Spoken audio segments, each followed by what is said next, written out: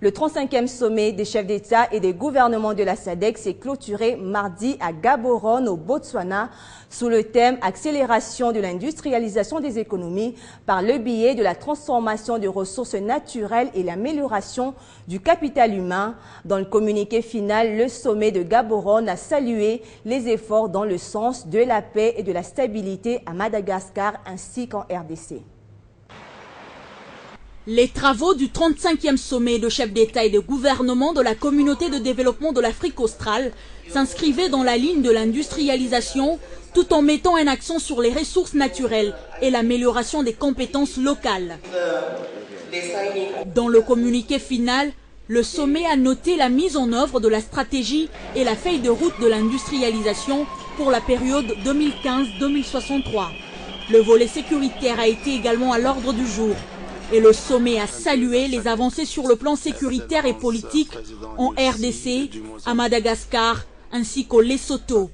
Et concernant la République démocratique du Congo, dont le chef de l'État Joseph Kabila s'est fait représenter par son ministre des Affaires étrangères Raymond Tshibanda, la SADC a noté et salué le renforcement de capacités opérationnelles des FARDC et le besoin de soutenir la réduction graduelle de troupes de la MONUSCO. Le sommet a également exhorté la communauté internationale de soutenir l'administration des camps de transit dans la RDC et de faciliter le rapatriement au Rwanda des ex-combattants déjà désarmés ou la réinsertion dans un tiers pays. Le sommet a félicité le gouvernement de la RDC pour son engagement de mettre en œuvre la déclaration de Nairobi. Face au danger du terrorisme, le sommet de Gaborone a noté que la région a besoin d'une approche commune afin de prévenir ces actes tout en approuvant la stratégie régionale.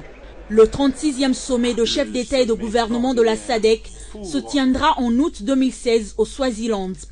Le Botswana, qui vient de prendre la présidence de l'organisation sous-régionale, passera ainsi le bâton au royaume de Ntswati III.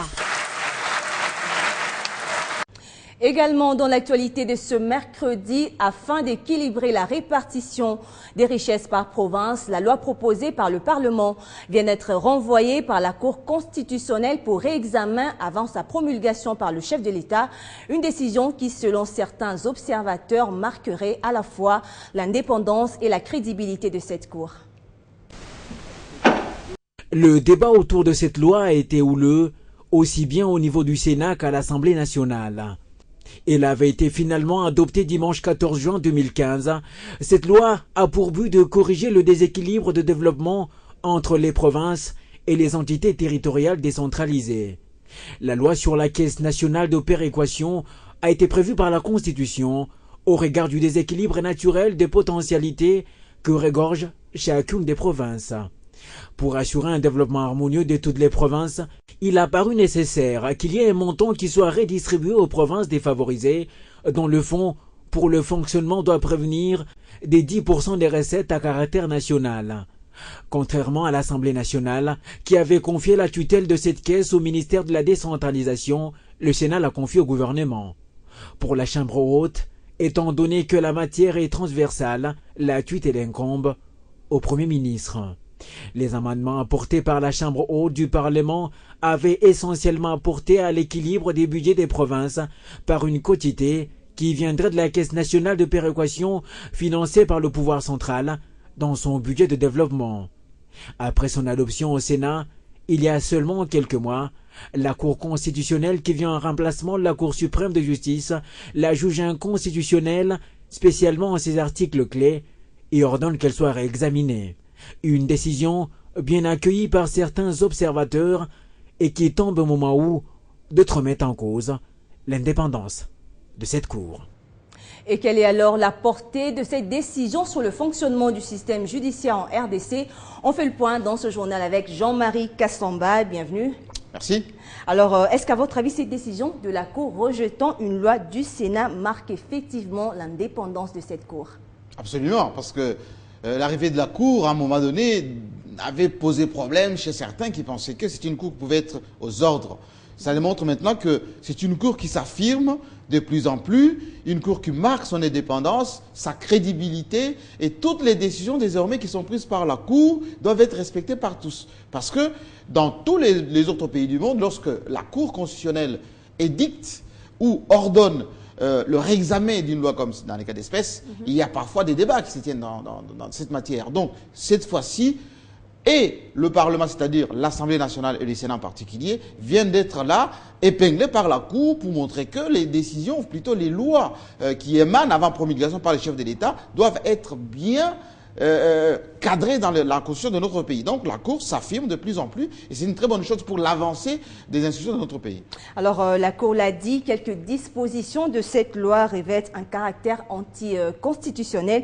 Est-ce un désaveu total de la Chambre haute du Parlement? Non, ce n'est pas un désaveu. Enfin, un désaveu parce que certains pourraient même penser qu'on a rétoqué les Sénats, on a rétoqué les parlements pour un peu montrer que ce qui a été fait par nos élus n'était pas constitutionnel. Il y a des éminents juristes dans notre Parlement. Mais seulement, il faut quand même reconnaître que répartir les ressources, d'abord, ça doit être du fait de la loi. Il faut que c'est la loi qui puisse maintenant permettre à ce qu'on puisse attribuer à telle ou telle province et non le Premier ministre, même si effectivement c'est son travail d'exécuter les budgets qui a été voté par le Parlement. Mais là, il faut que cette loi soit bien réexaminée de sorte que les nouvelles provinces, on en a 26 maintenant, bénéficient d'une manière équitable par la loi d'abord, et ensuite l'exécutif peut le faire d'une manière aussi programmée. Voilà, merci Jean-Marie Kassamba pour tous ces éclaircissements. Je rappelle, vous êtes le coordonnateur de la visibilité de la révolution de la modernité. Merci madame.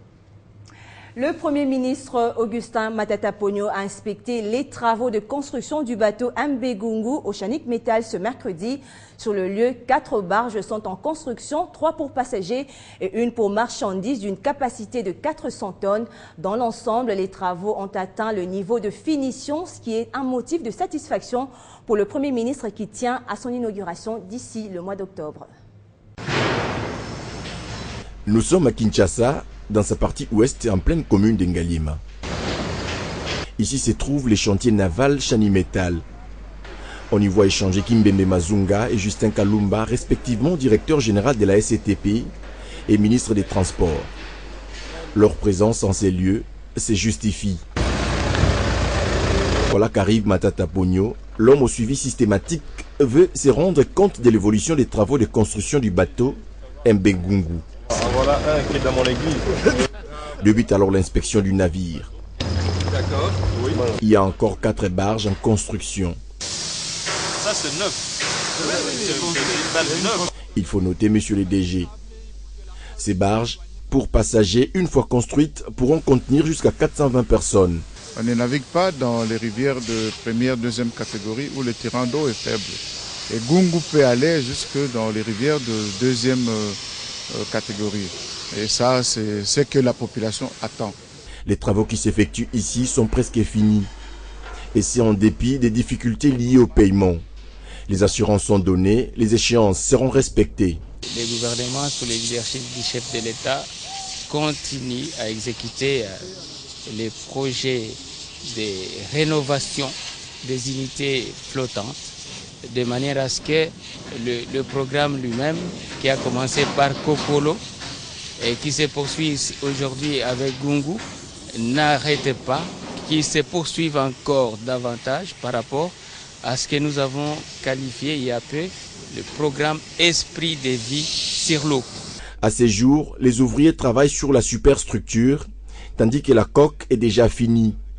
Après ITB Kokolo, la population congolaise pourrait voir flotter Mbegungu d'ici octobre de cette année. Le Premier ministre y tient. Mordicus. Ça y est, Joseph Kabila vient de déposer au secrétariat général de la Convention cadre des Nations Unies pour le changement climatique la contribution prévue déterminée de la RDC, révélant ainsi les attentes du pays à la COP 21 à Paris, une contribution nationale qui porte sur une période de 2021 à 2030 et qui couvre 2 aspects complémentaires du changement climatique, à savoir l'adaptation et l'atténuation. Dans l'actualité également, parlons de l'accord cadre signé à Addis Abeba qui a fait l'objet d'une vulgarisation auprès de la population de la municipalité de Massina, ici dans la ville de Kinshasa. La population de ce coin a salué la présentation de cet accord par la CIRGL et le mécanisme national de suivi invité pour la circonstance. C'est un accord qui a facilité les retours de la paix en République démocratique du Congo, mais aussi dans la région des Grands Lacs, l'accord cadre d'Addis Abeba, signé en février 2013. Et cet accord clé, aidant la sécurité et la paix en République démocratique du Congo, a été expliqué aux habitants de la municipalité des Massina. Nous sommes dans la partie est de la capitale congolaise, Kinshasa. Le PRODES a voulu au cours de cette journée d'échange présenter cet accord, mais aussi l'intérêt qui représente cet outil. Qu'est-ce que mot à mot? Gérard Toumba a fourni toutes les explications nécessaires à cette population qui n'a pas manqué de féliciter l'exposant. Le mécanisme national de suivi, la CIRGL, multiplie chaque jour des journées de sensibilisation pour faire comprendre à la population congolaise l'essence et l'importance de l'accord cadre. Écho des partis politiques, plus de 400 jeunes adhèrent au PPRD. La cérémonie a eu lieu ce mercredi au siège du parti. Venus de la municipalité de Ngalema, tous se sont fait photographier pour des nouvelles cartes qui leur ont été livrées à l'immédiat. Et pour ce jeune, l'heure n'est plus à la passivité et adhérer à ce parti est une manière de soutenir la vision de Joseph Kabila. Et en plus de ces jeunes, une délégation des membres de ce parti résidant en Angola est venue exprès pour acquérir les nouvelles cartes du PPRD. Ils sont plus d'une centaine à franchir les barrières du siège du PPRD à Kinshasa. Ces jeunes viennent d'adhérer à une vision, une idéologie qu'incarne Joseph Kabila Kabange. On a été ensemble avec les CG Henri Mouvassa Kanissé qui nous avait donné comme projet. Ça m'avait vraiment intéressé. C'est pourquoi je m'étais dit, le moment est là. Nous qui sommes jeunes, c'est le moment de chercher, de trouver un parti. Le parti que moi j'ai trouvé, c'est le PPRD. Pour cela, ils se font photographier sans distinction, comme les anciens membres, pour marquer leur fidélité à ce parti. Je suis venu assurer ma filiation politique. Je suis venu m'identifier comme membre à part entière de mon parti, le PPRD. C'est là qu'il y en a le témoignage, n'est-ce pas? Et afin que d'aucun ne l'ignore, j'exhibe ma carte. Monsieur le par rapport à l'initiative, un petit mot. Une nouvelle carte plus solide qui permettra au parti d'avoir une banque de données et qui pourrait porter appui à l'identification de la population. Nous avons voulu sortir des cartes qui ont une valeur professionnelle. Parce qu'avec ces cartes-là, directement le membre est identifié dans la machine. Et nous pouvons savoir combien de membres nous avons à Kinshasa, combien de membres nous avons à Kassongo, combien de membres... En plus de ces 400 nouveaux membres, une délégation d'anciens membres venus d'Angola a effectué la même démarche.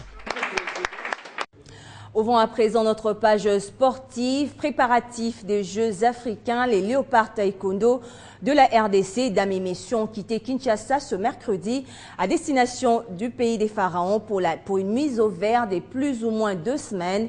Celle-ci devra permettre aux athlètes de la RDC de défendre valablement leur statut de numéro 1 au niveau de la zone 4 et ce, après une brillante performance à domicile. Ce sont des retrouvailles d'abord entre filles à l'entrée du siège du comité olympique congolais avant les grands rassemblements pour les départs d'Égypte où les Léopards Taekwondo vont installer leur camp d'entraînement en prévision des Jeux africains. Et comme à chaque déplacement, Grady Kamwania s'est fait toujours accompagner de sa maman. Comme ils partent pour le stage, on espère avoir de bons résultats. Des résultats qui seront sans nul doute consécutifs aussi à ce soutien moral qui a toujours été d'un grand apport dans la préparation des Kamwania. J'aime bien le soutien qu'elle me porte depuis que je suis petite et ça m'encourage beaucoup et de voir non seulement ma maman mais toute ma famille me soutient dans ça. Ce soutien est d'autant plus nécessaire qu'il invite l'athlète à plus de responsabilités. Que ce soit encore plus dur que ce que nous étions en train de faire ici pour obtenir de résultats favorables aux Jeux africains de Brazzaville. La Fédération congolaise de taekwondo, elle, tient à sa réputation tant en national que sur les continents, et ce qui l'oblige à être conséquent dans la préparation de ses athlètes. Nous avons une réputation à défendre, raison pour laquelle il faut travailler. Nous puissions rencontrer les aspirations de nos fans. L'option de mettre au vert les athlètes en dehors de Kinshasa est d'une grande importance, estime l'entraîneur Edgar Mayamba. On a un programme qui va nous amener à faire jusqu'à 3 séances par jour et que les enfants n'auront pas à se promener, à courir, traverser